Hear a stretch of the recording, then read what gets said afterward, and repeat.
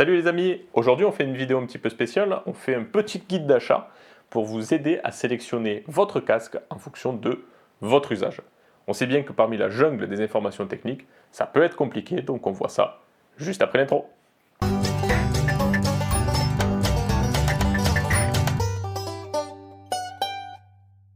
Bonjour, c'est Madrid de la chaîne USB Lab, et comme vous l'avez vu, on va aujourd'hui vous apprendre à sélectionner un casque.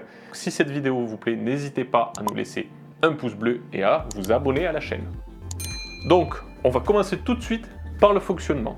Qu'est-ce qu'un casque? Un casque, c'est un transducteur électro-acoustique, c'est-à-dire qu'il va transformer un signal électrique qui est reçu par le casque en signal acoustique avec les différentes membranes qu'on peut avoir dans le casque qui vont vibrer en fonction du signal électrique d'entrée.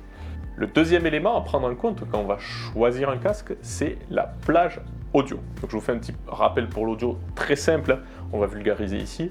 C'est tout simplement une plage de fréquence. Donc vous entendrez les deux termes, tout simplement puisque le son qu'entend l'oreille humaine est décomposé, on va dire, en plusieurs fréquences. On a des fréquences qui sont plutôt graves, on sera sur du 20 à 200 Hz. Ensuite, on sera sur des fréquences un petit peu médium, donc de 200 Hz à 2000 Hz, et sur des fréquences un petit peu plus aiguës, de 2000 Hz à 20 000 Hz. L'oreille humaine entend sur cette plage de fréquences entre 20 et 20 000 Hz en moyenne, donc ça peut dépendre un petit peu des gens et ça dépend également de l'âge, et plus on avance dans l'âge et moins on entend sur cette plage-là audio. Par contre, c'est important de savoir que l'oreille humaine entend de 20 à 20 000 Hz.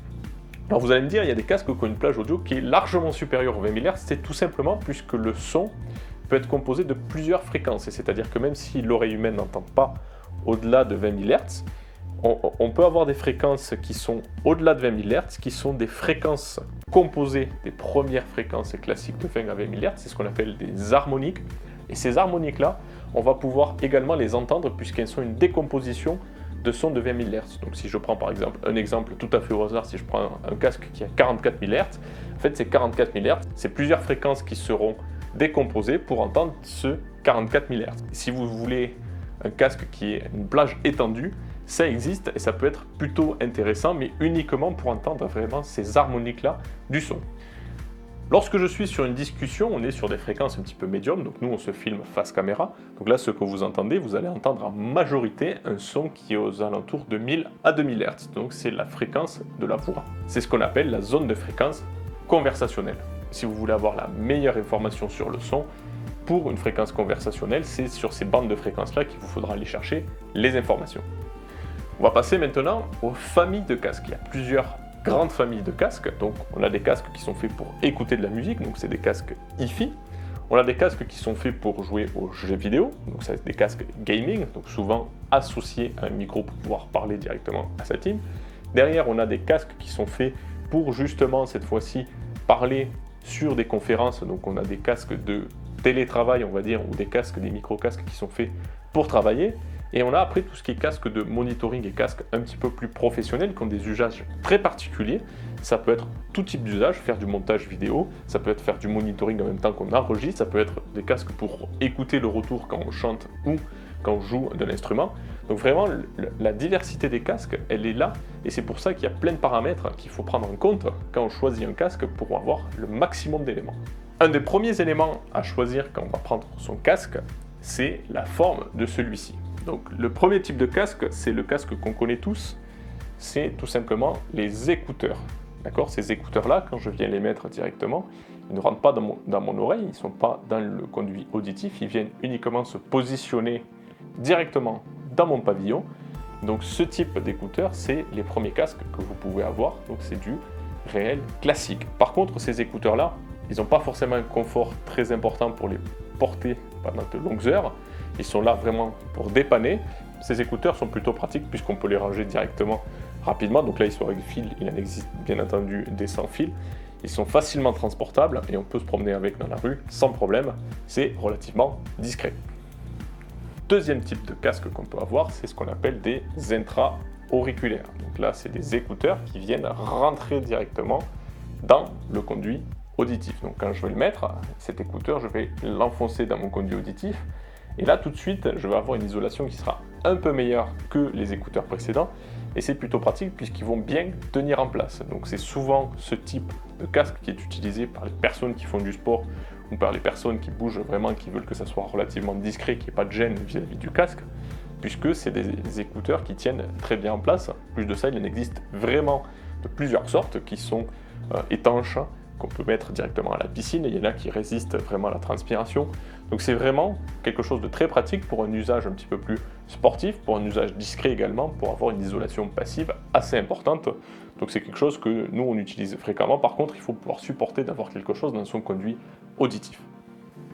Après ces deux premières formes d'écouteurs, on va rentrer un petit peu plus dans les casques, et cette fois-ci on rentre sur des casques qui sont ce qu'on appelle, hop, je l'attrape ici, c'est ce qu'on appelle des casques supra-auriculaires, c'est-à-dire que c'est des casques qui viennent se positionner sur l'oreille.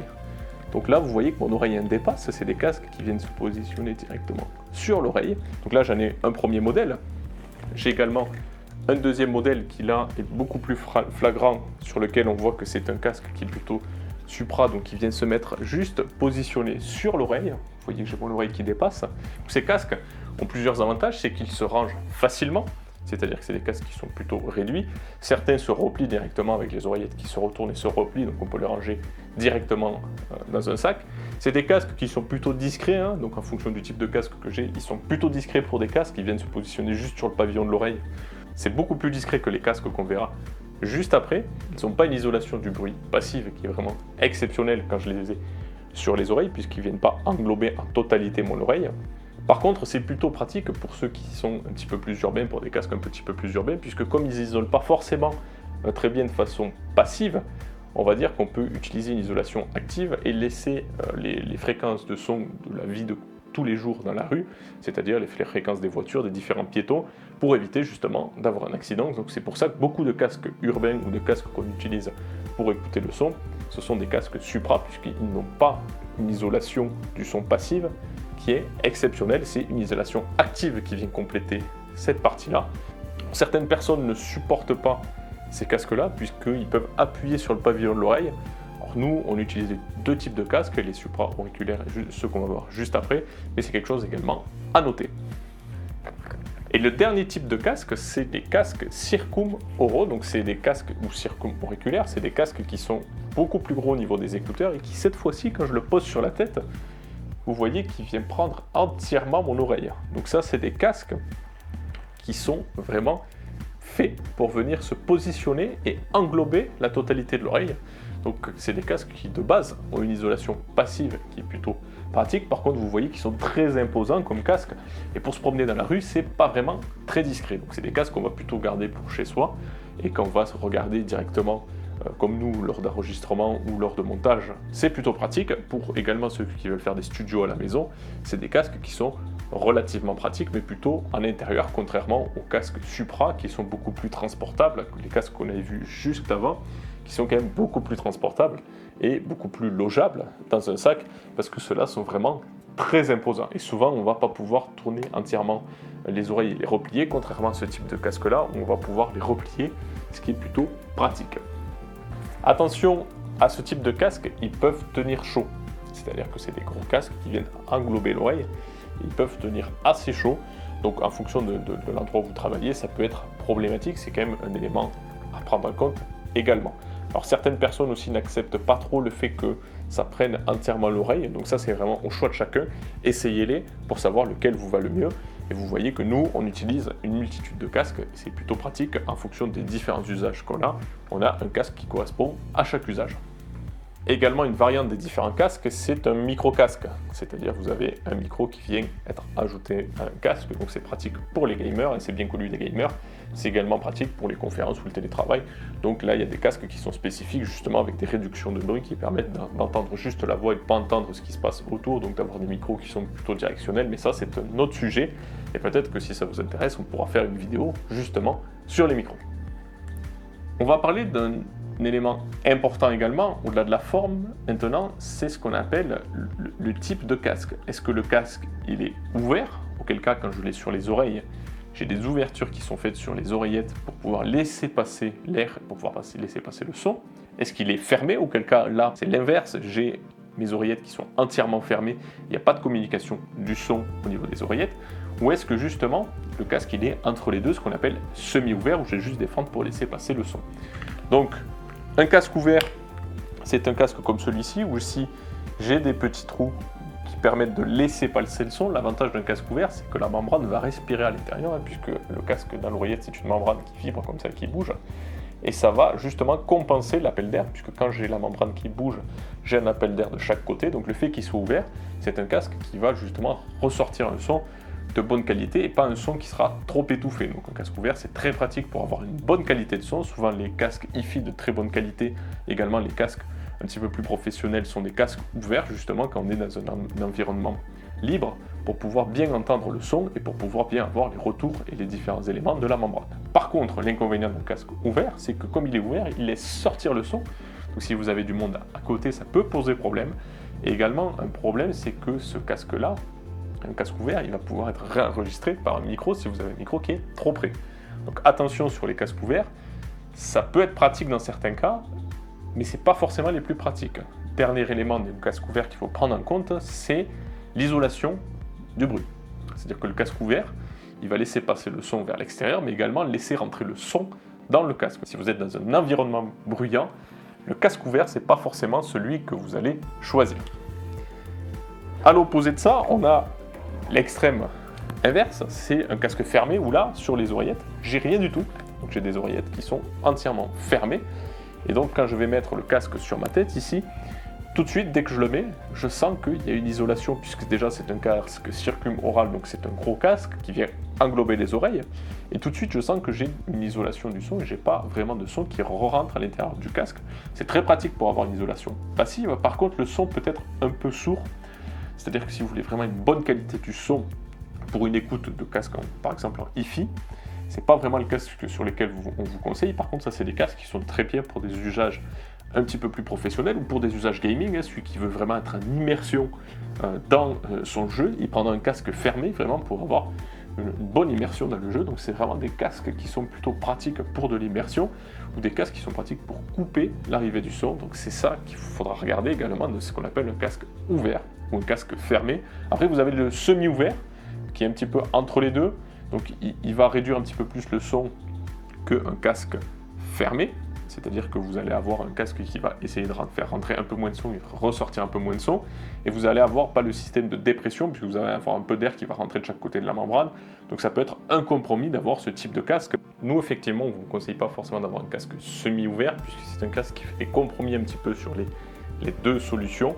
Donc, plutôt essayer de vous orienter vers un casque ouvert ou un casque fermé en fonction de votre usage. Donc si vous êtes dans les transports en commun, si vous êtes dans une zone un petit peu bruyante et vous ne voulez pas forcément déranger les autres, un casque fermé ça sera très bien. Par contre, si vous voulez une très bonne qualité du son, et vous aurez un casque ouvert avec les inconvénients du casque ouvert. Maintenant, on arrive dans un sujet très important qui est l'impédance. Donc l'impédance qui est souvent exprimée pour un son qui est sur 1 kHz, c'est la résistance de votre casque au signal d'entrée, donc au signal qui va arriver dans le casque. Donc je vous rappelle que le casque c'est un transducteur, donc il transforme le signal électrique en signal acoustique, donc le signal qui va arriver, plus il y a de résistance au niveau du casque et plus le signal devra être gros, le signal devra être puissant. Donc si vous avez un casque avec une très forte impédance, il faudra un très gros signal d'entrée, donc c'est quelque chose qui ne pourra pas être donné par un téléphone ni un ordinateur. Il faudra vraiment une carte son, un préampli et un ampli peut-être là-dessus pour pouvoir justement envoyer énormément de son dans votre casque. Donc ces casques avec des très fortes impédances sont très bien pour les professionnels ou pour ceux vraiment qui ont de quoi alimenter ce type de casque pour avoir vraiment une très très bonne qualité de son.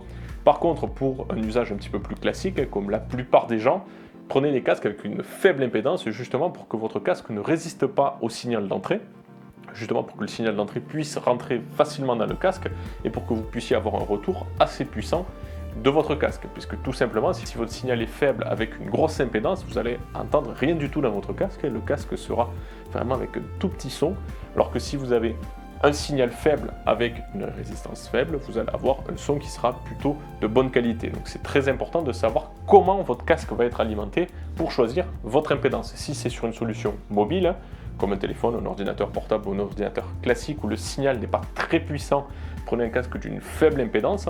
Si vous avez un casque par contre qui est amplifié avec un préampli sur une carte son, sur un ampli ou sur un DAC que vous avez, là vous pouvez monter un petit peu plus en impédance pour avoir une qualité qui soit meilleure du son. Et c'est vraiment pour les très spécialistes, voire les professionnels. Donc pour un usage classique, prenez une impédance basse, c'est suffisant. À côté de l'impédance, il y a la sensibilité de votre casque. C'est-à-dire que votre casque, par rapport au signal d'entrée qui va arriver, va être plus ou moins sensible. Donc pour un certain signal qui arrive, votre casque, il va vous sortir une certaine puissance en décibels au niveau de votre casque. Donc plus votre casque est sensible, donc plus il a une valeur haute dans les décibels qui sont exprimés dans la sensibilité. Donc un casque qui sera supérieur à 110 décibels ou 112 décibels par exemple, il aura une sensibilité forte, et c'est-à-dire que même si vous arrivez avec un petit signal dessus, il va vous sortir une grosse puissance de son. Donc ça c'est plutôt pratique si vous l'alimentez sur une solution également mobile, c'est-à-dire que ça va économiser la batterie de votre téléphone ou de votre ordinateur, voire de votre tablette. Donc c'est plutôt pratique d'avoir un casque avec une grosse sensibilité si vous l'alimentez depuis un dispositif comme ça et que c'est un casque filaire. Par contre, si vous avez une solution qui est préamplifiée ou amplifiée, avec une grosse puissance de signal, même si votre casque n'a pas une très grosse sensibilité, c'est pas très grave, puisque derrière, vous allez avoir tout le dispositif du signal qui va être beaucoup plus fort. Ce qu'il faut comprendre, c'est que des casques qui sont aux alentours des 80 décibels ont une faible sensibilité, des casques qui sont à 110 décibels ont une forte sensibilité. La plupart des casques aujourd'hui qu'on trouve sont aux alentours des 100-110 décibels, donc il n'y a pas de problème sur un usage classique. Il faut savoir que ça va dépendre aussi de votre environnement. Si vous êtes dans un environnement calme, vous pourrez avoir un casque avec moins de sensibilité. Si vous êtes dans un environnement bruyant, il faudra avoir un petit peu plus de sensibilité sur votre casque. On va passer maintenant à la collection du casque. Donc, il y a plusieurs collections qui existent sur le casque. Déjà, on a deux grandes catégories, les casques sans fil et les casques filaires. Donc sur les casques filaires, vous avez le jack classique, donc le 6,3 mm. Vous avez également du mini jack pour le raccorder sur des systèmes qui fonctionnent avec ce point-là. Et vous avez également, pour ceux qui sont beaucoup plus, on va dire, sur de l'informatique, vous avez des casques avec une connexion directement USB, et le casque est directement connecté en USB, ce qui nous permet d'avoir un peu plus de fonctionnalité que sur un simple jack, puisque sur un simple jack, on est relativement limité. Vous avez de la stéréo, donc le son qui arrive sur un ou sur deux écouteurs, également un micro pour la troisième fonctionnalité si votre casque est équipé d'un micro. Par contre, sur de la fonctionnalité USB, vous allez avoir beaucoup plus de fonctionnalités possibles, à savoir également une meilleure immersion, puisque vous allez pouvoir bénéficier du 7.1 directement sur le casque. Vous allez avoir plus de fonctionnalités sur de l'USB, donc en fonction du périphérique sur lequel vous vous raccordez, prenez bien le type de périphérique qui correspond en fonction de vos besoins. Au niveau des connexions, vous avez des connexions sans fil, il y en a plusieurs, ça peut être des fréquences radio avec un dongle, ça peut être du Bluetooth ou du NFC, donc le relativement classique. Pensez bien que sur des casques, si vous voulez la meilleure qualité du son, ça reste sur des qualités filaires, parce que les autres technologies, on va dire qu'elles passent de signal analogique à un signal numérique depuis le téléphone pour l'envoyer vers le casque, et le casque lui prend un signal numérique et le transforme en analogique, donc vous avez une transformation du signal qui est faite quand vous passez sur des signaux sans fil. C'est important vraiment d'avoir cette connaissance-là. Les casques sans fil sont très pratiques, par contre il y a une transformation du signal, il peut y avoir des limitations du signal audio qui peuvent se faire, et on peut découper dans le signal audio au moment de la transformation en analogique, en numérique et numérique en analogique. Il y a des découpes, la perte de qualité. Donc pour ceux qui veulent vraiment une qualité du son incroyable, c'est bien effectivement d'avoir des casques filaires. Par contre, pour avoir une qualité incroyable du son, il faut aussi que la piste audio que vous passez soit de très bonne qualité. Si vous passez des MP3, ça ne sert à rien d'avoir forcément un casque filaire, puisque les MP3 passent très bien sur des signaux Bluetooth, même si on monte les fichiers, la qualité des fichiers audio, ça passe très bien sur la plupart du Bluetooth. Élément important à prendre en compte aussi, c'est l'isolation du casque. Donc comme je vous l'ai dit tout à l'heure, là j'ai un casque ici qui est Surcoum Oral, donc c'est un casque qui a une bonne isolation passive, parce que c'est un casque qui englobe directement mon oreille, avec les mousses qu'il a, il permet justement de bien réduire le son. Il existe des casques avec une isolation active du son, c'est-à-dire c'est des casques qui ont des micros ici, qui vont enregistrer le bruit extérieur pour justement le compenser, c'est-à-dire qu'ils vont envoyer une information inverse au signal extérieur du bruit pour justement compenser ce bruit extérieur et vraiment vous couper de l'ambiance extérieure. Donc c'est plutôt efficace, et pour ceux qui n'ont jamais essayé, c'est relativement efficace. Ça peut être aussi relativement dangereux pour si vous êtes en situation urbaine, et c'est pour ça que certains fabricants proposent de garder des plages de fréquences qui sont le bruit des routes, les bruits des voitures, les bruits des conversations. Donc c'est vraiment plutôt pratique. Certains permettent justement en mettant un point dessus ou en appuyant de désactiver ce système-là, hein. Donc c'est plutôt pratique d'avoir cette isolation active du bruit. C'est des solutions qui vont venir modifier un petit peu le signal, puisqu'ils vont contrer le signal qui est arrivé pour compléter votre son. Pour ceux qui veulent une utilisation professionnelle de casque, c'est pas vraiment le genre de casque qu'il faudra utiliser. Mais c'est plutôt pratique par contre si vous êtes dans un environnement bruyant. Au niveau du type du son, c'est important d'avoir, il y a deux types de sons. On a le son, on va dire, stéréo, donc on a le son à gauche et à droite, et on a d'autres possibilités, donc le son surround qu'on appelle, et donc c'est le son qui peut être en 5.1, maintenant c'est du 7.1, donc on a le son qui est vraiment tout autour de nous. Il faut penser que sur les casques, la plupart des sons surround qui sont faits, c'est des casques avec un son surround qui est modifié et qui est modifié informatiquement, c'est-à-dire que c'est pas un casque avec plusieurs haut-parleurs à l'intérieur. Ça peut arriver, mais c'est relativement rare. Donc vous avez bien vos deux amplis et c'est le signal d'entrée qui est modifié justement pour entendre un son surround. Donc c'est très pratique pour les gamers, hein, pour pouvoir entendre si les ennemis arrivent de différents endroits, pour pouvoir avoir une bonne immersion. C'est plutôt pratique. Également pour ceux qui écoutent des films ou des choses comme ça, pour avoir une immersion totale, le son surround c'est très bien. Par contre, pensez bien que souvent c'est une immersion fictive du son qui est fait par le casque.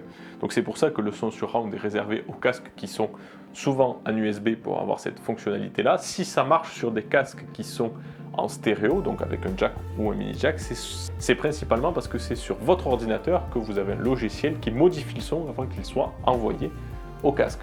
Donc attention un petit peu à ce type de fonctionnalité que vous pouvez avoir. C'est très bien le son surround, par contre c'est vraiment quelque chose qui n'est pas naturel pour un casque. C'est quelque chose qui est créé entre guillemets artificiellement pour le casque. On vient de voir toutes les fonctionnalités des casques, on va vous faire un petit récap un petit peu en fonction des usages. Donc si vous avez un premier usage qui est un usage gaming, là il vous faudra un casque souvent avec une bonne isolation du son pour pouvoir être immergé totalement dans votre jeu. Donc ça sera un casque qui sera un petit peu du circum-oral, donc plutôt du casque qui viendra englober avec une isolation passive, voire même un casque avec isolation active si vous préférez, hein. Donc ça peut être un choix. Donc nous, on vous conseille ce type de casque. Ceux qui ne le supportent pas, vous pouvez bien entendu mettre un casque Supra, donc qui vient se poser sur l'oreille et avoir une isolation active, c'est plutôt un bon point. Un casque de préférence fermé pour justement avoir cette immersion qui soit bien faite pour limiter le son extérieur et pour vraiment être dans votre jeu. Le raccordement sera de préférence en USB, alors il faudra regarder la compatibilité que vous avez avec, si vous êtes sur des consoles, avec les consoles, et pour des PC, il faudra regarder un petit peu la compatibilité que vous pourrez avoir avec votre ordinateur, mais sur de l'USB, c'est du grand classique, donc il n'y a pas de problème, vous pourrez bénéficier du son surround et de toutes les fonctionnalités de votre jeu.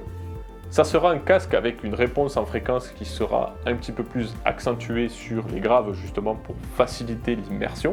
Donc ce ne sera pas un casque qui sera neutre, ça sera un casque qui aura des fréquences graves un petit peu plus accentuées bien souvent. Et si vous l'utilisez avec un micro, essayez de prendre vraiment un micro de bonne qualité pour faciliter la communication justement avec votre team. Au niveau des casques urbains, donc des casques que vous pouvez utiliser tous les jours vraiment dans la rue, c'est principalement un casque Supra que vous allez venir mettre sur vos oreilles qui sera relativement pliable. De préférence sans fil, c'est quand même beaucoup plus pratique d'avoir un casque sans fil pour pouvoir le ranger directement dans un sac ou dans une poche quand vous avez fini de l'utiliser.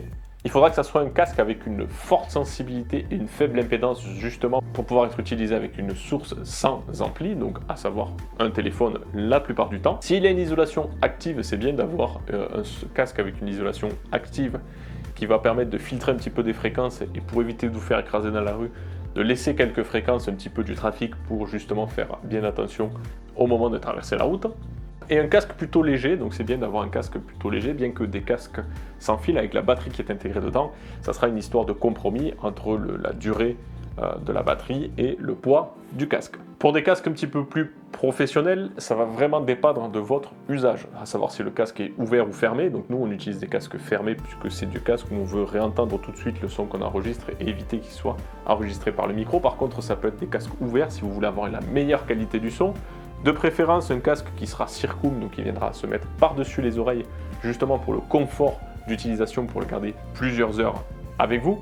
La sensibilité sera relativement classique et il vous faudra absolument un casque filaire pour éviter la transition analogique numérique et numérique analogique jusqu'au casque. Donc c'est vraiment quelque chose de très important d'avoir un casque filaire pour un casque un petit peu plus professionnel. Le son, en fonction de votre usage, ça sera soit un son neutre. Le plus simple, c'est d'avoir un son neutre pour un casque professionnel, ou alors un son un petit peu modifié en fonction de votre usage. Et également, comme c'est des casques plutôt professionnels, il faudra regarder qu'il y a des éléments interchangeables. Est-ce qu'on peut changer le câble? Est-ce qu'on peut changer les mousses pour pouvoir le garder plus longtemps dans le temps? Et pour les plus audiophiles d'entre nous, là également, ça va dépendre de votre source qui alimentera votre casque. Donc vous aurez un casque à forte impédance si vous avez une source qui est vraiment amplifiée ou préamplifiée. Vous aurez un casque qui sera plutôt ouvert si vous voulez vraiment profiter de la meilleure qualité du son, mais il vous faudra une ambiance calme, donc directement chez vous. Vous aurez un casque qui sera surcoum aussi pour avoir un confort et pour avoir une meilleure qualité du son qui rentre dans vos oreilles. Vous aurez un casque sans réduction de bruit et bien entendu un casque filaire pour là aussi éviter la transition analogique numérique. Okay, vous venez de le voir dans cette vidéo, les casques sont relativement compliqués à choisir. Il y a pratiquement un casque pour chaque usage et je ne vais pas vous conseiller vraiment le casque qu'il vous faut. Il vous faut reprendre tous les listings, regardez ce que vous avez besoin ou non dans votre casque et quel usage vous allez en faire. Et c'est ça qui va vous permettre de choisir votre casque vous-même. Si cette vidéo vous a plu, n'hésitez pas à vous abonner à la chaîne et à regarder les vidéos qui vous sont proposées juste à côté. Laissez-nous votre avis dans les commentaires et on se retrouve sur une prochaine vidéo. À bientôt!